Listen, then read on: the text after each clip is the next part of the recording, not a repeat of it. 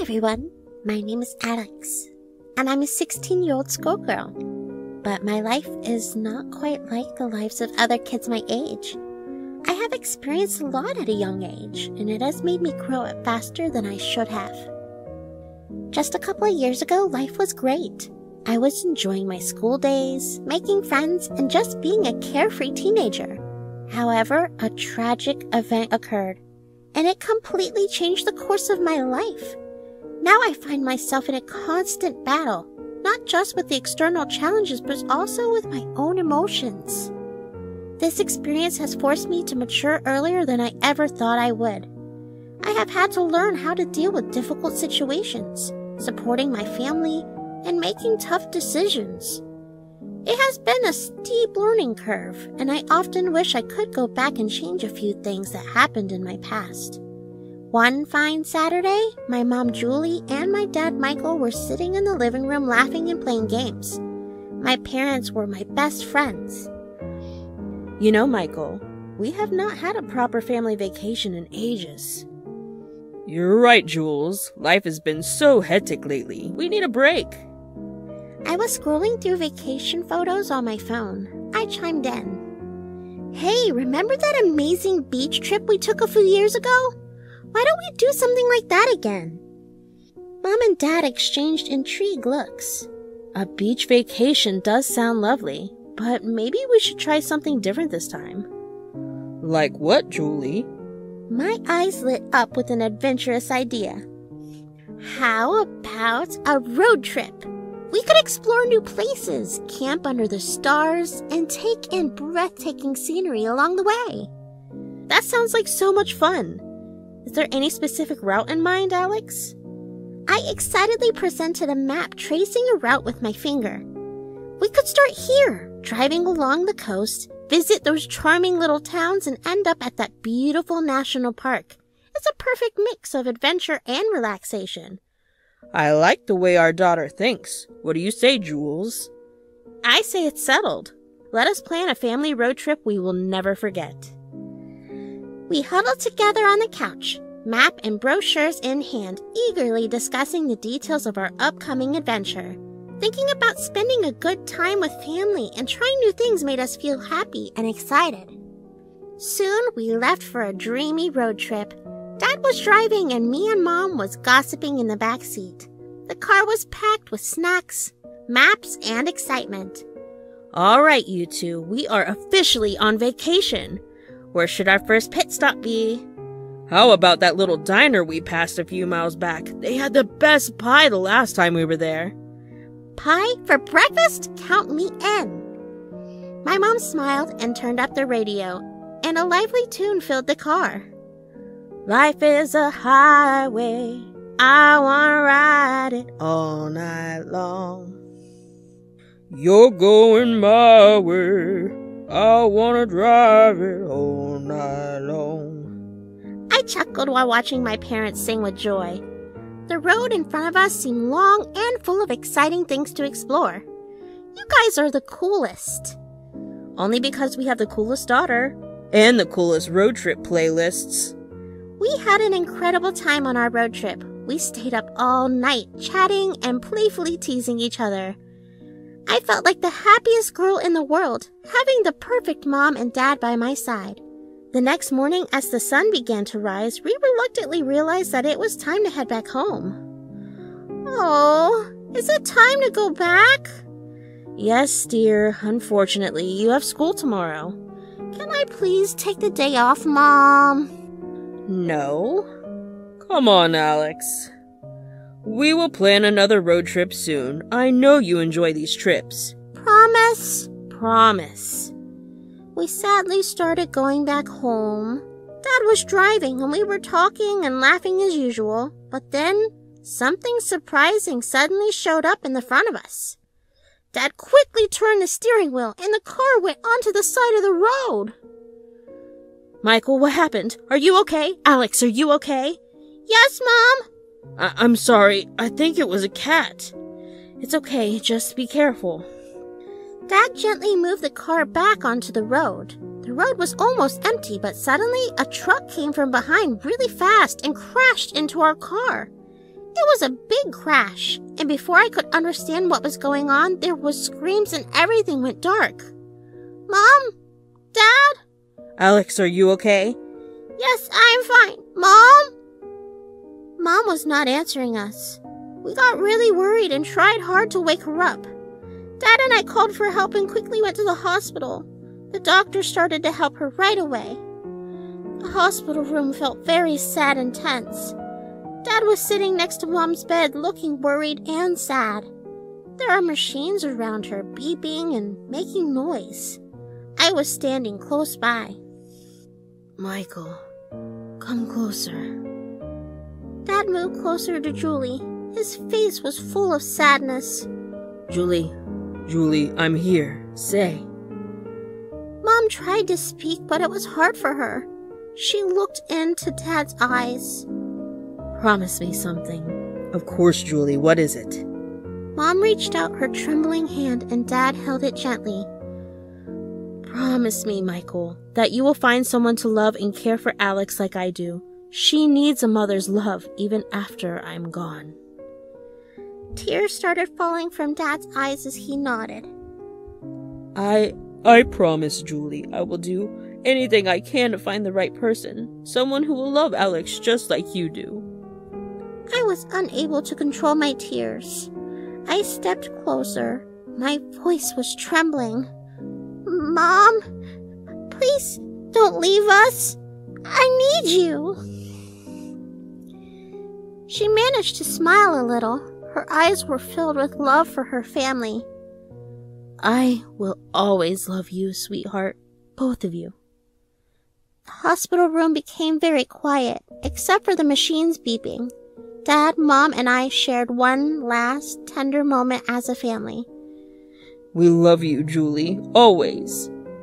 Mom's eyes closed, and her breathing became faint. A few moments later, the beeping from the machines changed to a continuous sad sound. Dad and I hold each other tightly, both feeling the deep loss of our beloved wife and mother. We knew that keeping Mom's promise would be a way to honor her love and family. After a few months, our life came to normal, but without Mom. Nothing was the same.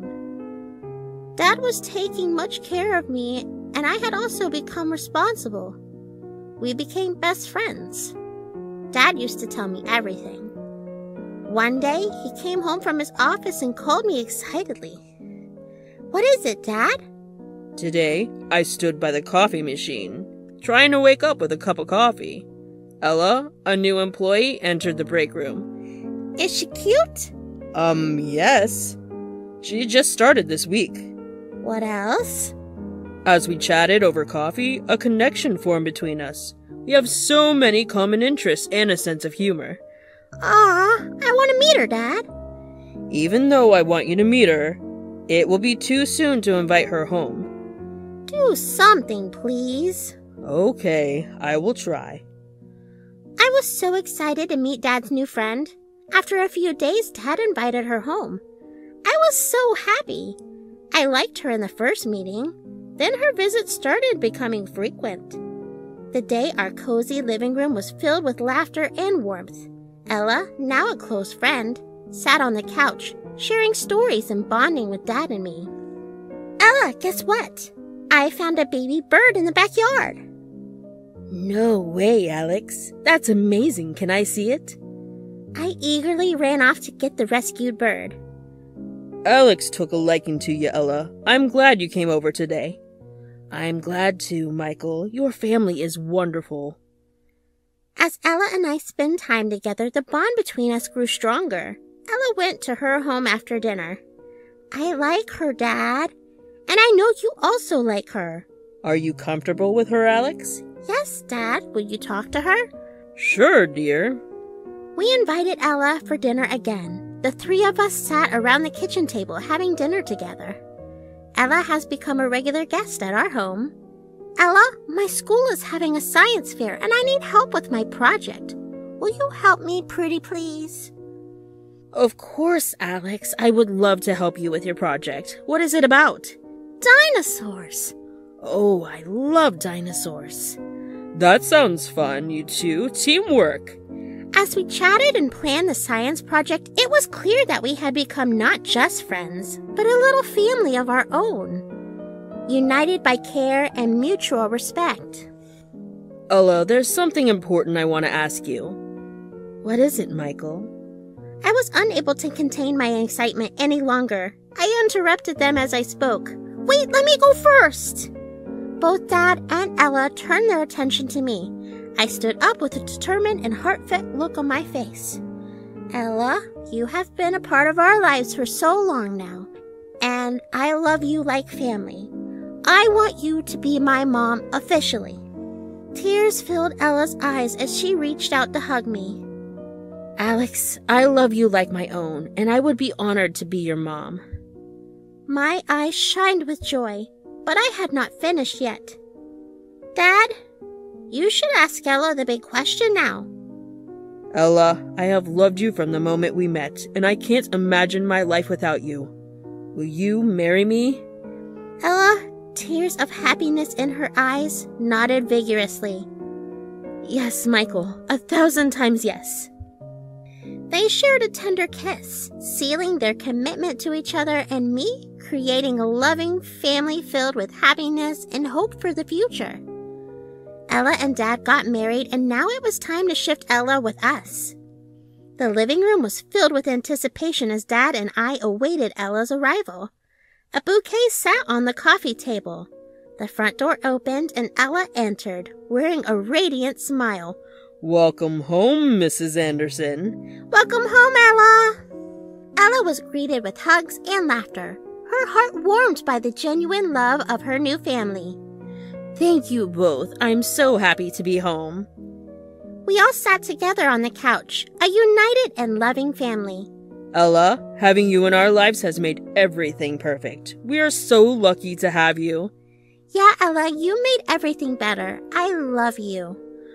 I love both of you too, more than words can express. Our family is perfect just the way it is. My life was much better after Ella's arrival. Dad got a little free, and Ella used to take care of me like my mom did. I started loving Ella the way I loved Mom. One day, Ella called me to tell a secret. Alex, come here. Yes? I have something important to tell you. What is it, Ella? You are going to have a little sister or a brother. What? Are you serious? I'm so happy. I hugged her tightly. Ella was pregnant, and it made me happy.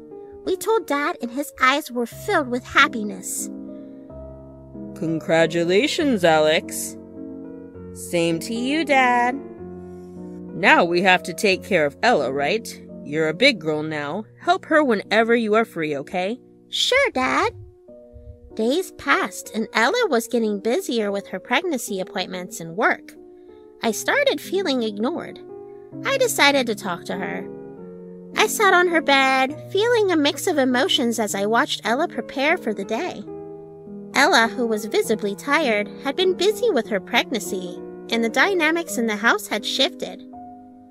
Ella, can we talk? Ella turned to me, her expression a mixture of exhaustion and concern. Of course, Alex. What is on your mind? I took a deep breath, trying to find the right words. It feels like things have changed between us since you got pregnant.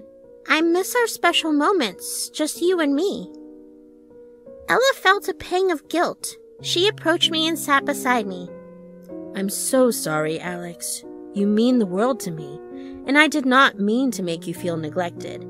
I know the baby is important, and I'm excited about being a big sister, but I don't want us to drift apart. You're right, Alex. I promise we will not drift apart. We will find a way to balance our special moments even with the new baby. We shared a heartfelt hug, and it reassured us that our bond was strong enough to withstand changes and challenges. You are going to be an amazing big sister, Alex. I love you so much. I love you too, Ella, and I can't wait to meet the baby. Everything was going well. Ella gave birth to a baby boy. He was so cute. I used to play with him daily, but Ella grew apart from me, the thing I feared the most. I was sad, but Dad assured me that after the baby grows a little older, everything will be fine, and I decided to give Ella some time. That day, Ella scolded me for a silly reason which was unexpected. I was sad and decided to tell Dad after he came.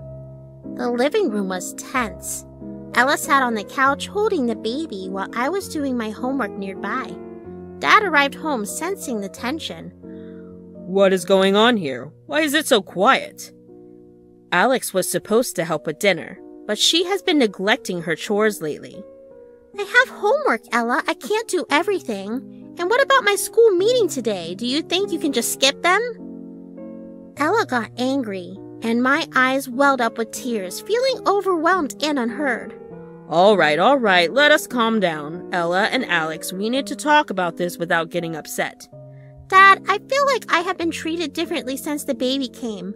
Ella never scolds him, but she's always upset with me.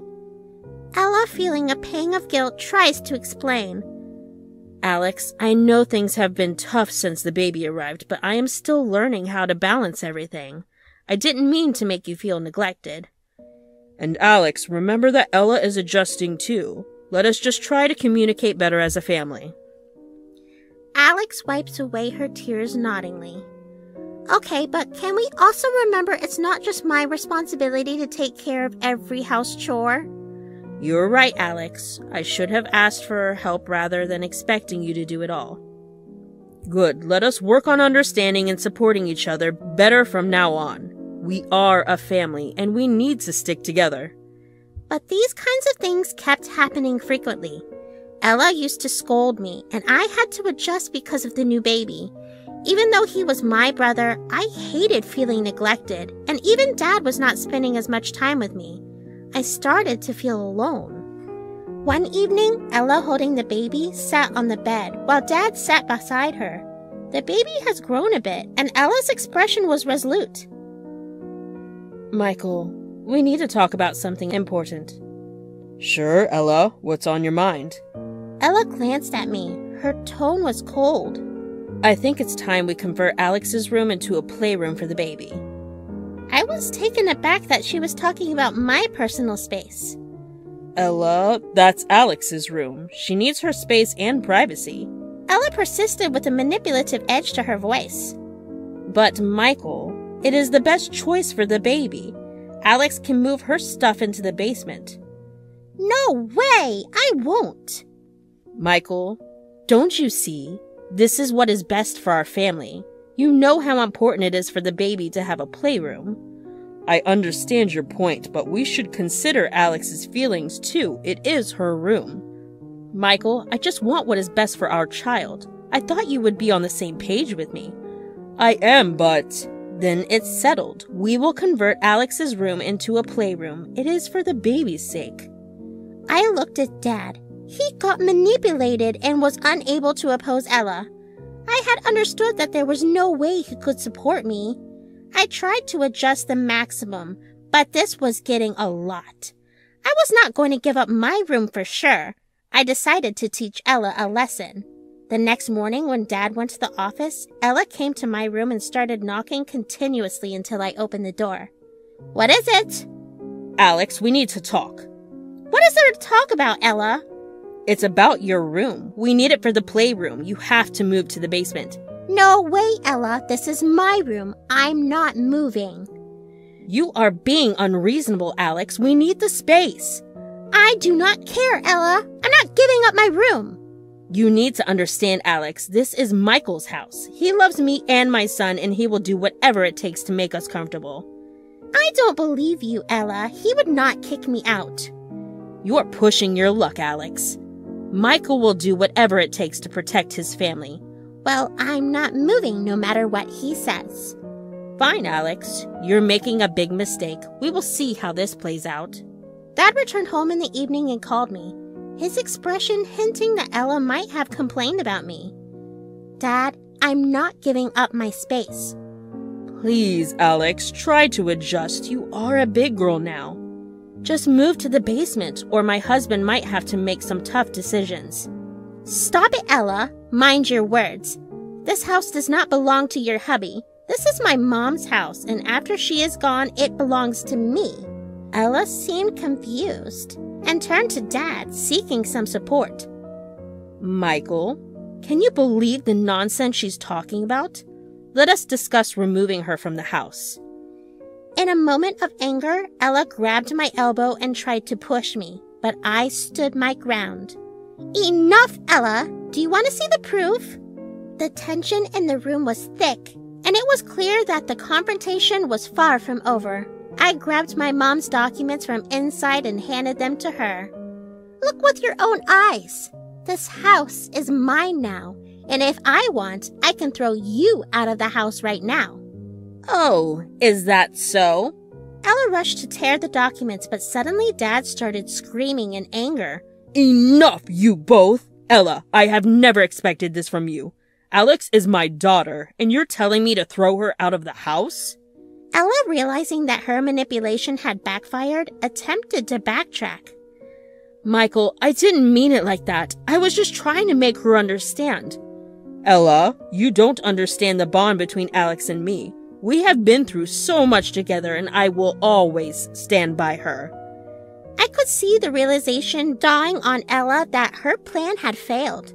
She tried to salvage the situation.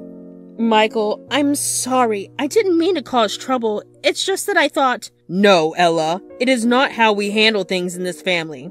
We don't turn our backs on each other. You are the most fake and manipulative woman I have ever seen. Just get out of here. Michael, can't we find a compromise here?